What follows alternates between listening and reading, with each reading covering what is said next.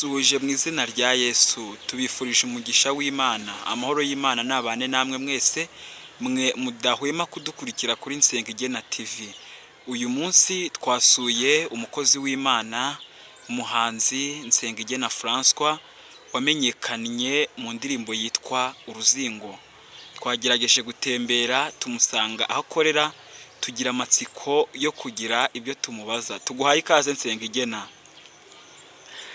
Tujya twibaza cyane ku ndirimbo ukora, urugero nk'indirimbo yitwa Uruzingo, hari n'indi wakoze yitwa ngo Nta Kidahinduka, aho wavuze mu ijambo rivuga ngo icyari Zaire ubu cyabaye Kongo. Ko tugusanze mu kazi, iyi mirongo uyitegura gute, ubihuza gute n'akazi, irihishurirwa uribona ute?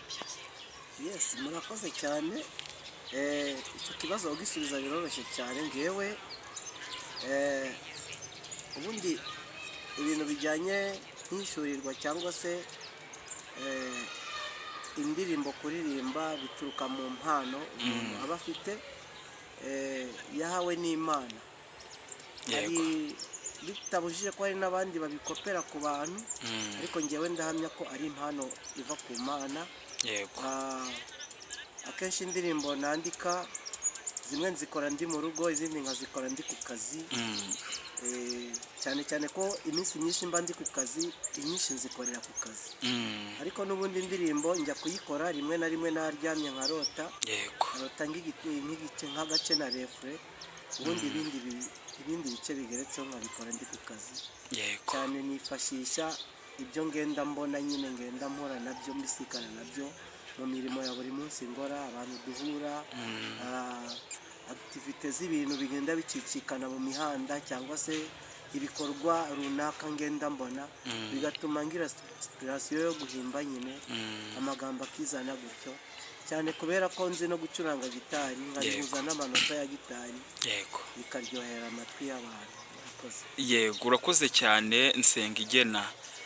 Ubu ngubu mufite inzozi ki? Ubu Imana iramutse bateje intambwe ikabagura cyane, mukaba nka bano batewe bose babireba twumva batasiye Titusi, mwakomeza kubifatanya n'akazi, cyangwa akazi mwamugaparitse mukinjira mu mwuga w'ubuhanzi wonyine? Ni ukuvuga ngo twe tugendera ku cyo Bibiliya yigisha. Yego.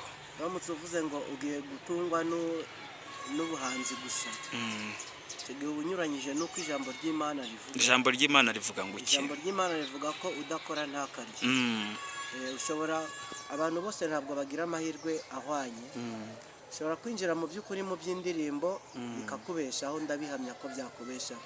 Ariko ntabwo twese tuzatungwa n'indirimbo, cyane ko tuba twaramenyeye no gukoresha amaboko yacu, kugira ngo ibyo dukeneye gukora tubikore dukoresheje amaboko yacu. Gukora biranezeza, kubera ko iyo nkora mbona ibyo nkeneye.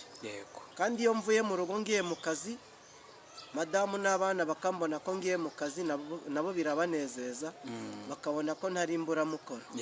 Ariko ndamutse ndetse gukora, ninjira mu bintu by'ubuhanzi gusa, abantu babibonye babyita ibintu by'ibisazi bitagira gahunda. Ariko iyo mfite akazi nkabihuza no kuririmba, ababibona babiha agaciro, kubera ko babona ko n'ubundi mfite icyo gukora, bigahesha n'izina ry'Imana icyubahiro. Murakoze cyane. Ubwo mu yandi magambo, wunze mu byo Pawulo yakoraga, nawe ngo yakoraga ivugabutumwa akadoda n'amahema. Ahari wenda turi kwegera ku musozo, ni iyihe nama wagira abandi bahanzi bagenzi bawe? Byashoboka ko wari uri kureba iyi videwo cyangwa uzayireba, wabagira nama ki?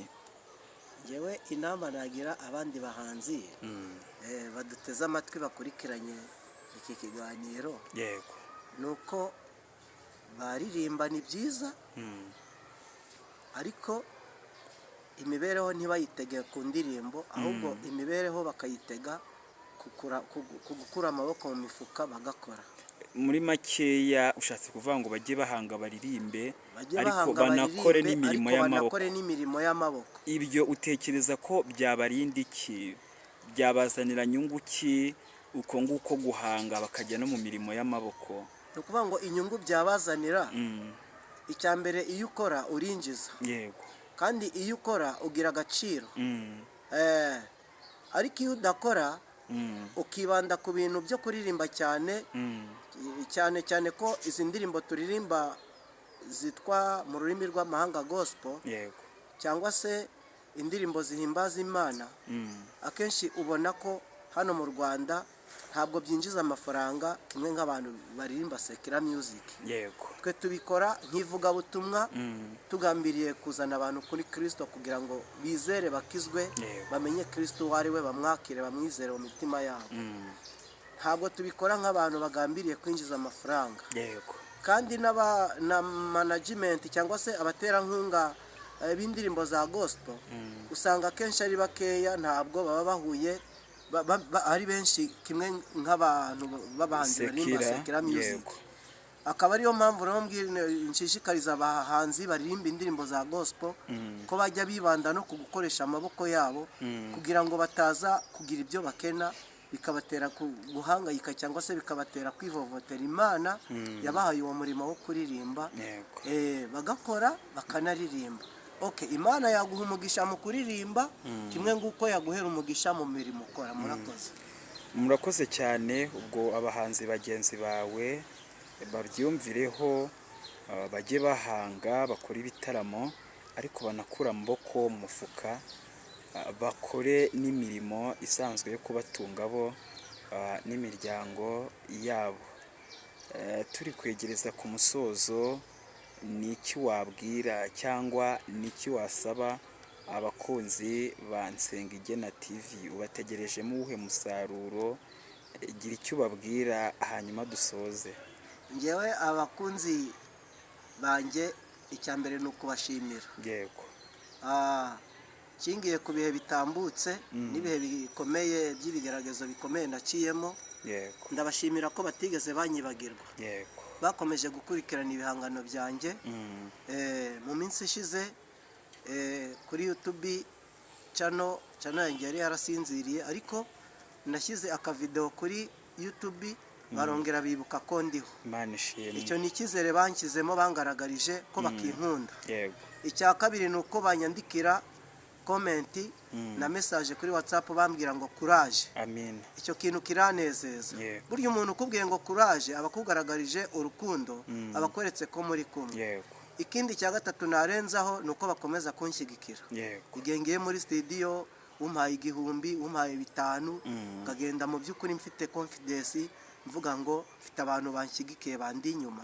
Ibyo bintera courage zo gukora, bigatuma n'ubundi iyo mbonye indirimbo nyitaho kuyandika bikihuta, ndetse ngagira n'ubwira bwo kuyibaririmbira mfite umunezero. Yego. Imana rero navuga ngo abo bakunzi banjye bose courage, bakomeze banshyigikire, kandi Imana y'amahoro ibaha umugisha.